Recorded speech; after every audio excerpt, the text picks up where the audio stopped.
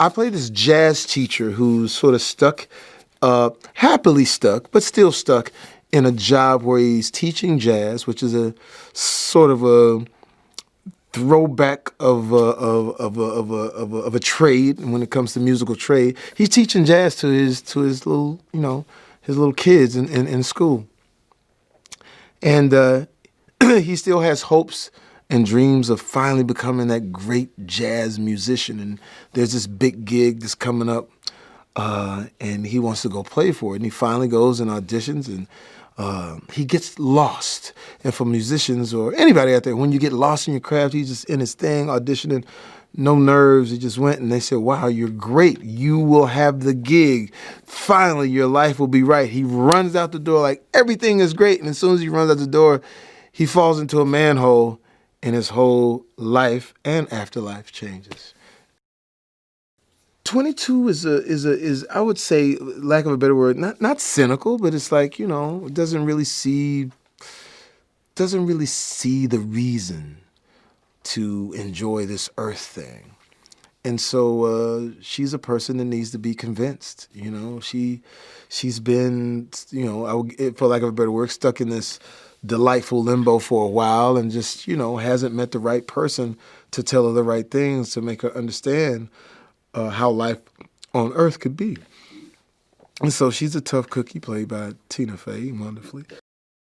You got the talented Tina Fey, who's just, come on. That her mind and the way she works is amazing. And plus, she's a writer as well. She started out as a writer, and being on Saturday Night Live. So just to be able to sort of go back and forth, even when we weren't in the same room with each other. We was only in the same room a couple of times, but just being in her presence, man, made everything, elevated. Powers and Docter, man, the powerful doctors. What was great about them? The way they complement each other. It was like, as we were going through the script, they would try this and try that. It was never like, man, if you don't do that, then, we're going to break it down. It was really like complimentary, and it seemed like they had a great hold on everything. And, and Doc, this is his thing. So, and then it was the good challenging part of it is to make it animated.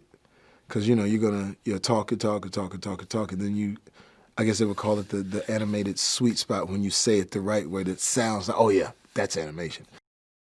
It's the incredible Pixar, you know what I mean? The way they think 4, 5, 6 dimensional, that's, you think about it, the movies that have come before when they deal with these types of subject matters are really open up different sides of your head.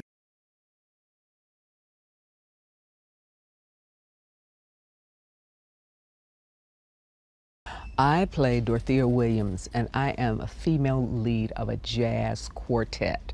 And I am about that, seriously. I am a consummate professional. I've traveled the world. I've been to many places, but it's always about bringing music and joy, I think, to audiences around the world.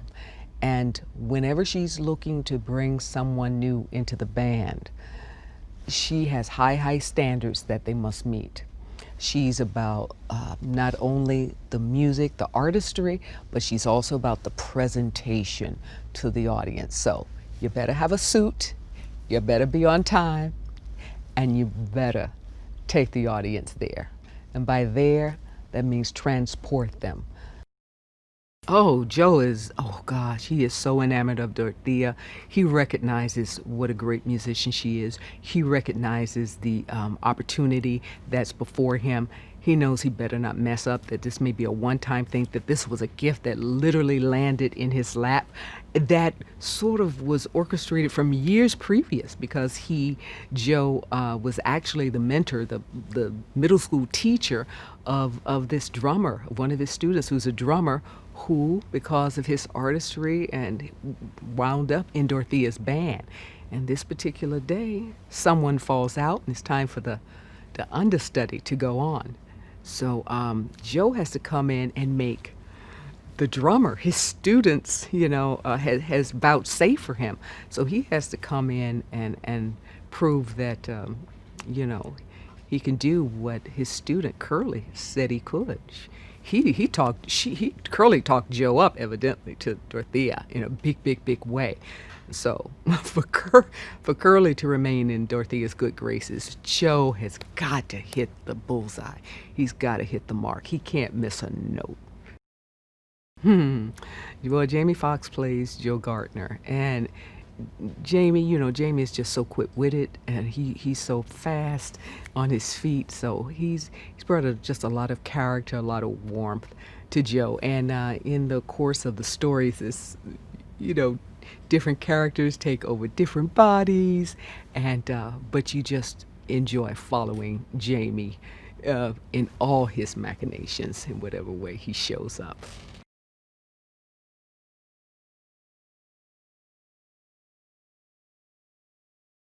I play Paul, who we meet in a local barbershop, and Paul is sort of your classic hater. Really feels better if you are feeling worse, right? So he makes it kind of his personal mission to bring down Joe, particularly on this one day. But due to part of this madcap sort of soul caper mishap, Paul really gets put in his place in one of the more like disturbing and funny scenes I've ever witnessed in a cartoon. Joe is genuinely a nice guy, I think, but he's feels stuck. Joe's been working as a teacher for so long, which is a really hard job, and it's pretty thankless a lot of the time. And I think when he was younger, he had dreams of being like a successful jazz musician. And so it's just a different life that he's living than he saw for himself. And I think, like a lot of us, he's like getting older and not sure where the time went, and kind of lamenting that. So there's a building frustration within Joe. Everybody knows Jamie is like one of the most talented humans in the world, and he's and we know him as being hilarious, and he is. He's like genuinely one of the funniest people, and just like he can sing like crazy. He's an incredible songwriter and an incredible actor. This was something I'd never seen him do before. The Joe feels so real, and so grounded and so lived in, and the like vocal choices he's making are so subtle and affecting, and just like so honest. And it really was, for me, even as someone who's a huge fan of Jamie's work, like it was, it made me even a bigger fan. He's really, it's really stunning what he's done with this role. Oh man, I think it's just a really fun movie, and it's kind of like sensory overload in a lot of ways. It's so gorgeous to look at. The music is insane. It's like nothing else I've heard before. So that's in there too. Obviously, like two of the funniest people in the world are voicing the two main characters. So and getting to watch Tina Fey and Jamie Foxx play off each other is like a gift. And it's super, super funny. And there's so many great other characters in the film. PHYLICIA RASHAD is in here, like, my God, she's amazing. Yeah, it's just, it's really, really fun. And like, yeah, you're probably gonna cry at some point, but because Pixar movies always do that to me. But most of the ride is super fun. And there's lots of great, just like little, you're gonna wanna watch it a lot of times, I think. 'Cause there's so many little Easter eggs and things that you'll miss the first time. One-liners that go by really fast. Like it's just great. It's really great storytelling, and it's a lot of fun.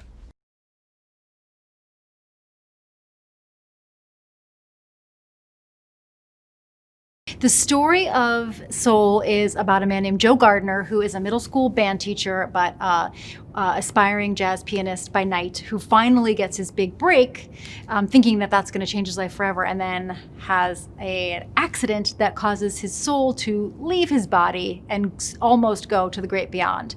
And so he is trying to get back into his body and back to his life. I play a character named 22 who is a soul that's never been born because even though the people in the great before have been trying to convince her, she's had a lot of mentors trying to convince her that life is great and she should go live on Earth, she is very suspect of it. She thinks it sounds scary, painful, difficult, depressing, smelly. She just doesn't want any part of it. And she is Joe's chance. If he can kind of convince her to go back, then maybe he'll get a chance to go back also. Jamie Foxx plays Joe Gardner, and he's incredible in the movie because, one, he's a really great actor, but also because he is a musician himself. All the parts of Joe's character that are tied to his love of music just feel really authentic and connected coming from Jamie, and he's just super expressive with his voice. What the movie is telling us and what Joe learns is that there's more to living life than achievement. Which is a really interesting thing to try to take in. You know, there's just being present and being in the world and making connections and having feelings. There's more to life than checking boxes of things you've wanted to achieve. 22 learns from Joe that it is the small things in life that make life worth living, that you don't have to have an epic life to be a person of value and a person who has lived a full life. And I think that Joe learns from 22 to kind of pause and look around and see what he does have in his life and think less about what he wishes he had.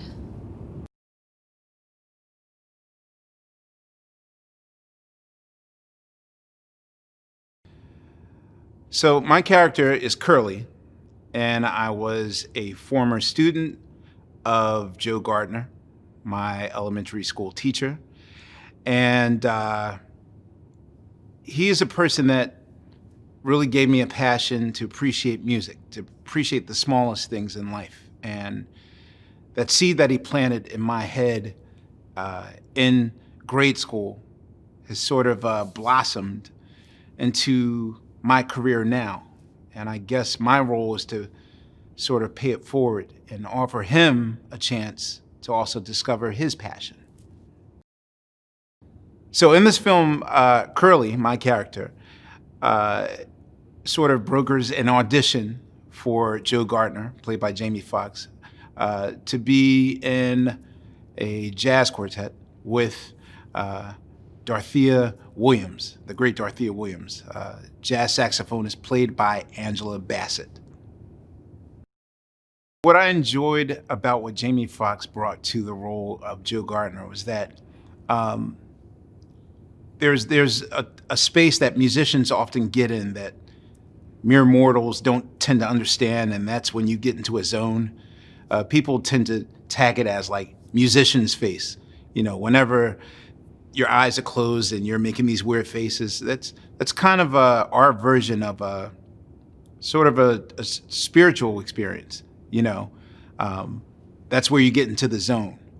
And I love the fact that Jamie's character often gets to go to that place and explain to people why us musicians go to that place where, you know, we make these weird faces and our eyes are closed. We're going to a place, another dimension unknown, only known to other creatives, and that's the zone.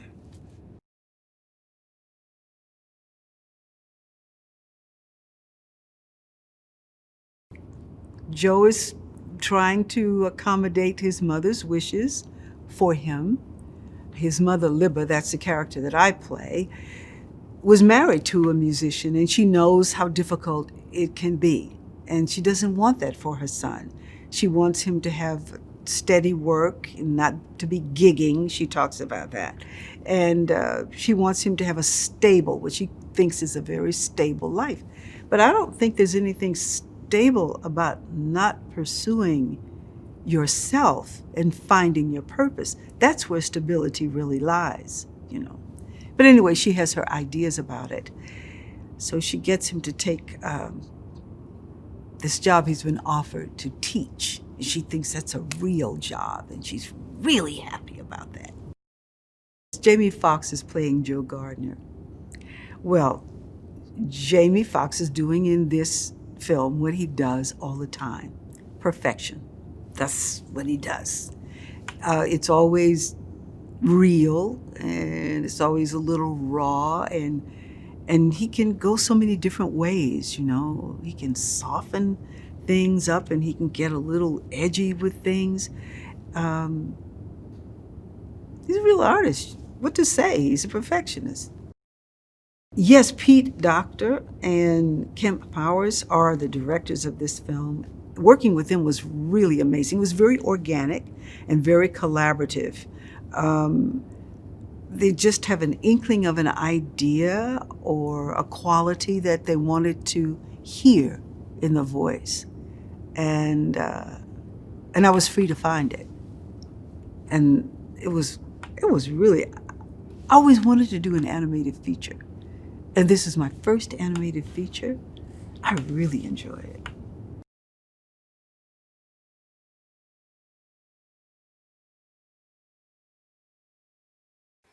Joe Gardner is played by Jamie Foxx, who, guy can do everything. You know, he's a great dramatic actor. He's got comedy chops. He loves music. He understands music. He's a great musician himself.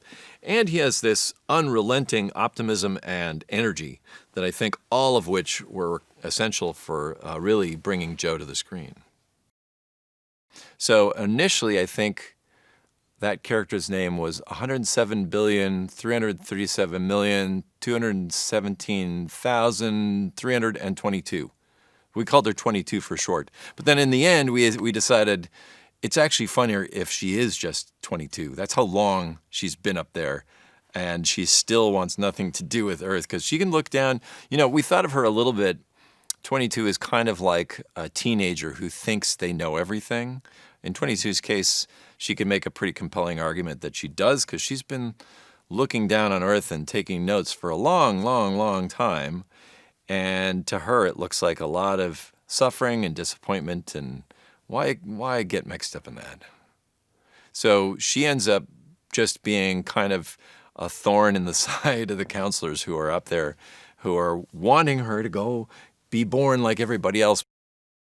The character of 22 is played by Tina Fey, who, I read her biography, and she said she spent a lot of her youth standing on the sidelines with the cool kids making fun of people. And I think, in a way, that really personifies 22. She doesn't want to get involved with all this messiness and drama. She wants to be on the side just judging. And, of course, Tina is incredibly funny. She's incredibly smart. I think half the time she's outpacing all of the rest of us because she's just always 12 steps ahead. Really, such a pleasure to work with her. The first writer I worked with was Mike Jones, and Mike and I crafted the world and the basic bones of the story. But as we ran into the specificity of Joe and wanting to know more about this character, we realized, we need somebody who has more to bring from this background. And Kemp, not only a great writer, but he ended up stepping in so many different ways in regard to set design, what kind of posters would be at Joe's house or Mom's house, and Queens, the authenticity of the neighborhood. Of course, Joe and his passions and where he, what kind of music he listens to and all of this. We ended up making Kemp co-director because he just was bringing so much to almost every department.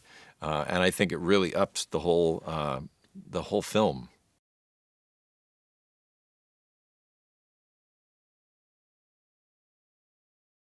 Well, our protagonist, Joe Gardner, is a middle school band teacher. He's a middle-aged black man living in Queens, New York, where he's from. But Joe has always dreamed of being something else. In his heart, he's a musician at heart.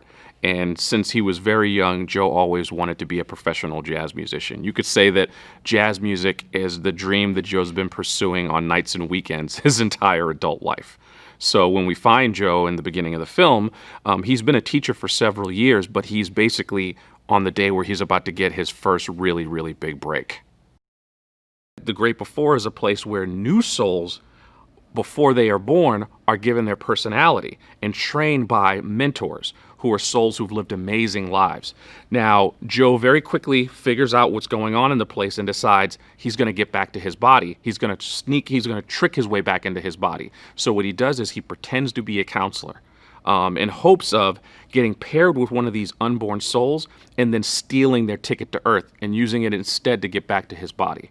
Unfortunately, the soul that Joe gets paired up with is soul number 22, who is notoriously the most difficult soul to ever exist. She's been there quite literally thousands of years and refuses to go to Earth. She cannot get a ticket. She cannot get her Earth badge to change because she thinks that there's nothing good about going to Earth. So we have this situation where we have a soul who doesn't want to die being stuck with a soul who doesn't want to live.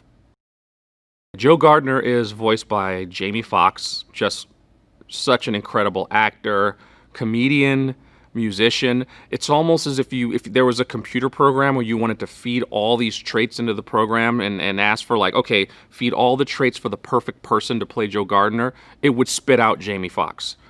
He has the dramatic chops to play Joe in these emotional moments. He's a natural-born comedian for the humorous parts. And, of course, not only does he understand music, he's a musician himself who's also a pianist. For the role of 22, she was played by Tina Fey, just an incredible comedian, writer, and actor. 22, we wanted someone who was a sardonic, sarcastic wit.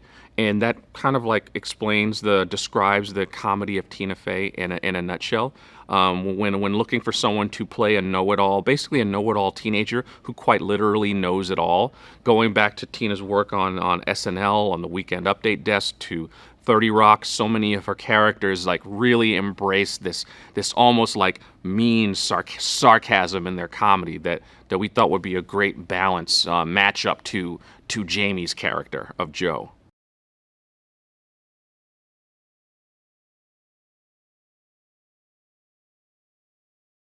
I love the process of translating everything I know into animation, because animation takes your essence. You know, when they animate my hands and my body motions and my music for Joe, you can see me in him through this computer animated person, this character. This is my essence. This, like, my soul is in him. And these scenes are really there's interaction between Joe, the main character, and the rest of the musicians on stage with him. So we really had to figure out how to make it have an organic sensibility, which was great, because in the studio, typically when you're scoring, it's very much a set kind of thing, like almost more of a classical music or a symphonic music perspective. But this was very much a jazz-spirited score, which required us to be very malleable and to create space for it to be edited in ways that are not traditional. Jazz is misunderstood until you feel it.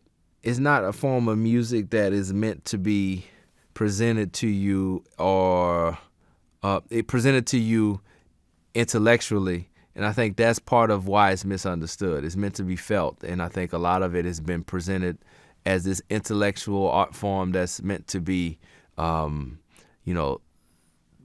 about and pontificated upon as if it was some sort of museum piece when it's living and breathing.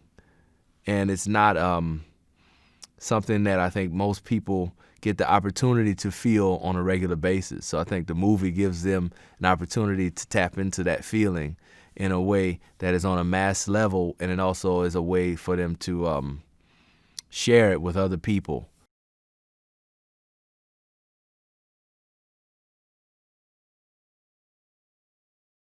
When we were tasked with scoring this film, the way we chose to attack it was we knew we were coming in working in collaboration with Jon Batiste, and that we knew the overall structure of the film generally. and that we were assigned the otherworldly planes primarily. John was New York City, real-world environments. And there was a lot of discussion at that time with Pete and the animators about what these otherworldly planes were going to look like, how they were going to feel, what it would sound like. So that informed us right off the bat. We're not going to use an orchestra, so we're going to have to think about what kind of instruments and what kind of sound and what role music's going to play and what those planes are going to feel like. I'm proud of the way that Jon Batiste's music and our music feel fluid. They don't sound the same, but it doesn't sound like two films spliced together.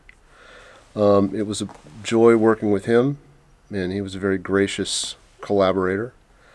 And I'm proud of the fact we were able to emotionally wrap the film up in a few ways that really felt, in an understated way, felt very poignant and helped move that audience to tears.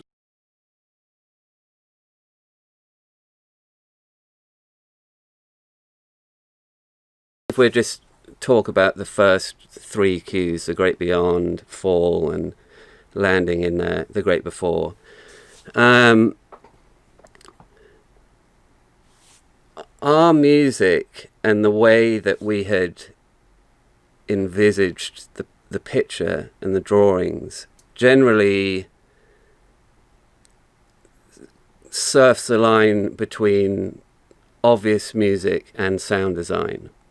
So when we were looking, for instance, at The Great Before, and we had some early visualizations of that, when you see, The Great Beyond, rather, when you see The Great Beyond, obviously we're reacting to that with music that also works in the realm of sound design. Pete is obviously an incredible force, and as is the whole of Pixar. As a director, he has a very clear and specific point of view, I think, on everything, music included. But it was a true collaboration in terms of where we're able to take the film. And I think that certainly my mind was expanded, and I hope at the end of the day his was as well.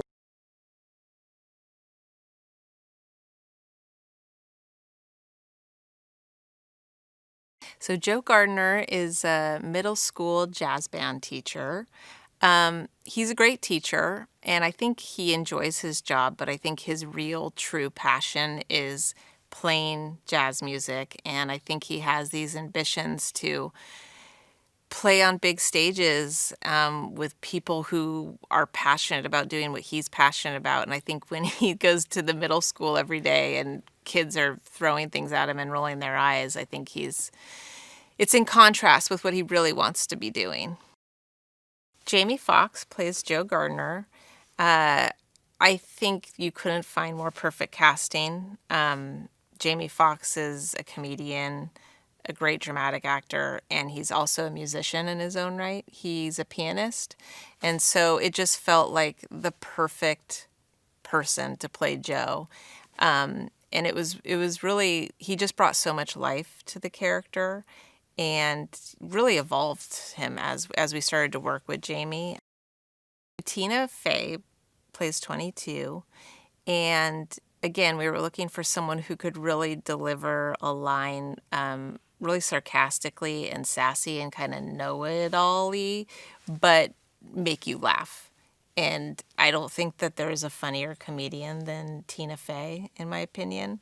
So we were just so excited to be able to work with her. And she also did some writing gag sessions with us, so that was incredible to be able to bring her on in that way as well.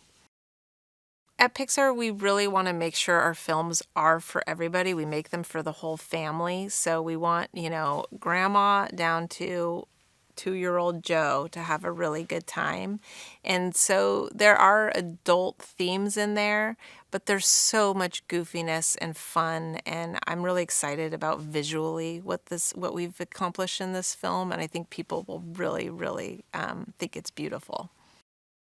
Hey guys, here's today's Daily Fact. Did you know that Wall-E and R2-D2 from Star Wars have something in common? And no, it's not that they're both robots. They were actually voiced by the same dude, Ben Burtt. Ben created 2,400 sounds for Wall-E, which, by the way, kids, do you know that it stands for Waste, Allocation, Load, Lifter, Earth, Class? Now click here below to subscribe or on the side for more great content.